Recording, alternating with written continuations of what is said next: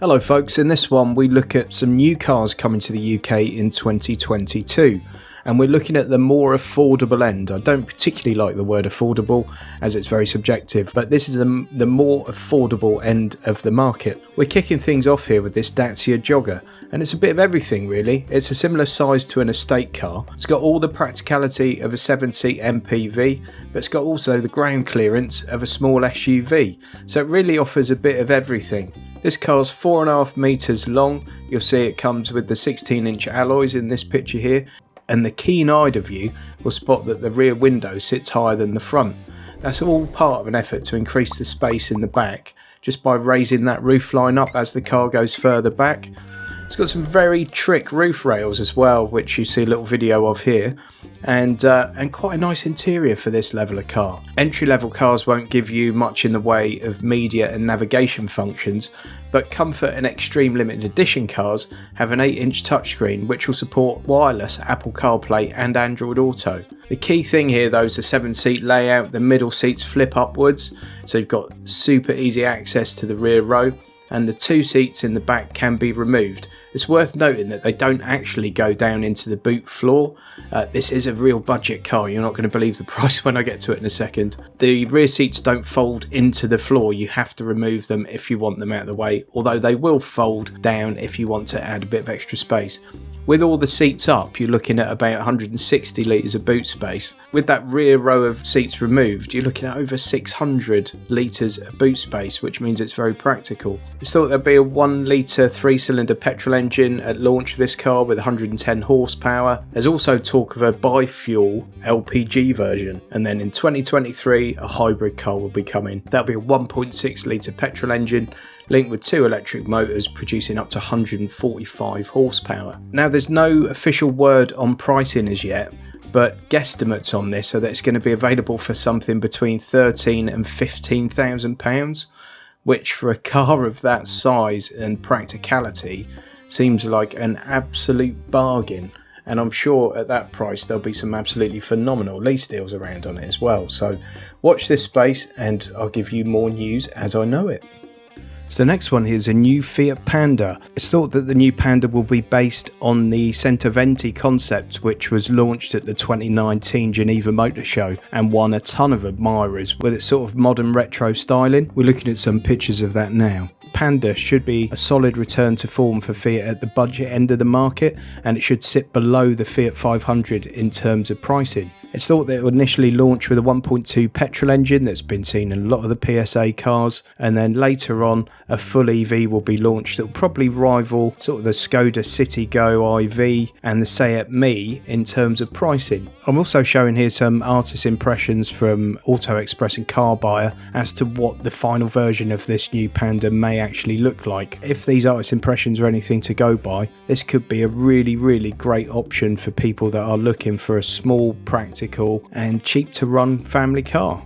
Next up is the new 2022 Skoda Fabia. This Polo rivaling Super Mini has been updated for 2022 with features such as LED headlights, front assist, lane assist, DAB radio, a 6.5-inch infotainment display, and Skoda's eCall Plus emergency call system now all coming as standard. Prices start at just under £15,000 on this one, and Skoda really continue their trend of putting together a really good all-round value package with nice styling, good quality interior materials and design, and all those simply clever features from Skoda that we've come to love. If you are in the market for a Super Mini, this has to be in the same conversation as things like the Polo and the Fiesta, so don't overlook it. The next one here is the Toyota Aygo City Cross compact crossover.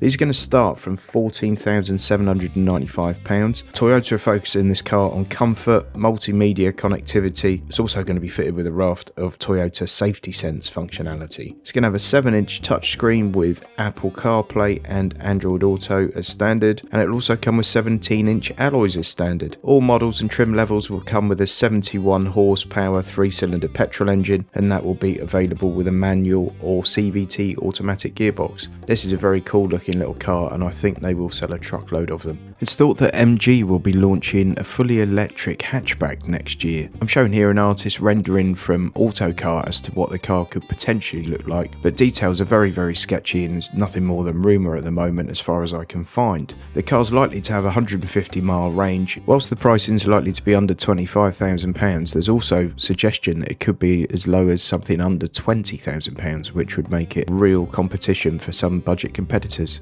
Smart recently released a concept SUV, which would be their first SUV type vehicle. Rumours are this will be the basis for a new production model in 2022. It's likely to seat 4 or 5 people depending on what article you read, and it's going to be longer than a VW Golf and taller than a Nissan Juke, so it should be fairly spacious. 75% of the vehicle systems will be able to receive over-the-air updates. It's likely to have a 70 kilowatt-hour battery and a motor producing 260 brake horsepower. Initially it will be 2-wheel drive, with a 4-wheel drive likely to be a future option. More on that as we get it. They don't come more simple than this one. This is the Citroen Ami, which goes on sale in the UK next year. It's really designed for inner city use, and particularly for businesses and delivery drivers, delivering obviously fairly small items. There's 8 brake horsepower and has a 46-mile all-electric range, and it takes just over 3 hours to charge on a normal 3-pin plug. It's limited to around about 30 miles an hour, so it really is just going to suit those inner city drivers, and the price is at around £6,000, so it doesn't get much cheaper than that, does it? So this is the Ora Cat Super Mini. It's going to be priced starting from around about £25,000 upwards. It's going to be front wheel drive, this one, which Ora thinks will suit UK roads better than rear wheel drive, which obviously a lot of the EVs are. It's going to have a 10.25 inch touchscreen, which is going to feature CarPlay and Android Auto as standard, 169 brake horsepower with a 0 to 60 of 8.5 seconds. There'll be 2 battery options on this, one 48 kilowatt hour with 209 miles of range, and one a 63 kilowatt hour with 261 miles of range. Rapid charging is going to be standard on these as well. These are expected to do quite well over here, so it'll be interesting to see how that pans out. And next we get to the final of these cars, and actually the least affordable of them all, the Cubra Born EV. This is a full EV from the Cubra brand, with prices starting at $32,000. It's a rear-wheel drive with up to a 228 brake horsepower in the top spec version. It's got superb ride and handling as the wheels have been pushed really far out into the corners. The report so far is this thing handles like a dream. 3 different variants available: a 45 kilowatt hour version with a claimed range of 211 miles, a 58 kilowatt hour version with a claimed range of 263 miles, and a 77 kilowatt hour version with a claimed range of 335 miles. I've got a feeling these are going to be very popular, and they certainly look the business, don't they? I hope you enjoyed that one, folks. Please just take 2 minutes to give the video a quick thumbs up. And if you've watched any of my other videos and you're coming back to watch again, it's about time you subscribe, so please do that. And click that notification bell to make sure you always get to see my new videos. Just before I go, let me tell you about Quidco. Quidco's a cashback site. It's actually the biggest one in the UK. And all it does is it's completely free to join. When you want to buy something online or book a hotel or a flight, change your utility provider, sign up to Sky TV, get a new mobile phone, whatever it may be, you set up your Quidco account using my link in the description below. You then find the provider you want to use, click through Quidco, everything's just the same, you don't pay any more, the pricing is the same. You go through and complete your transaction as you usually would, but Quidco give you cash back. What that means is after a little qualifying period, they will literally put money into your account. And if you use my link below, once you've earned £5 in cash back, which doesn't take very long, Quidco will give you a £10 bonus. So essentially you're getting money for nothing. You're getting paid to just go through and do the extra click through the Quidco site. It's really as simple as that. There's no catch, no bells or whistles, nothing else to worry about. It is literally as simple as that.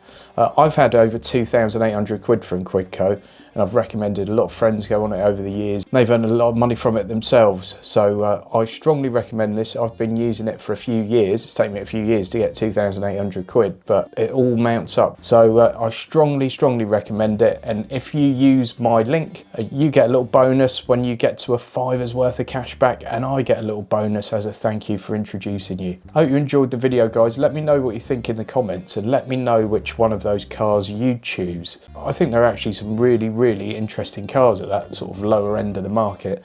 I really like that Cubra Born, but you can't really say that's affordable, can you, at 32 grand for the base model, but that's a nice car. But yeah, there's some really interesting options in there. And it's nice to see manufacturers putting effort into making the cheaper cars a bit more interesting, or a bit more useful or purposeful or whatever. But yeah, hopefully you enjoyed that one. Please give it a thumbs up, and why don't you go and check out this video, because I think you might like it. See you next time. Thanks.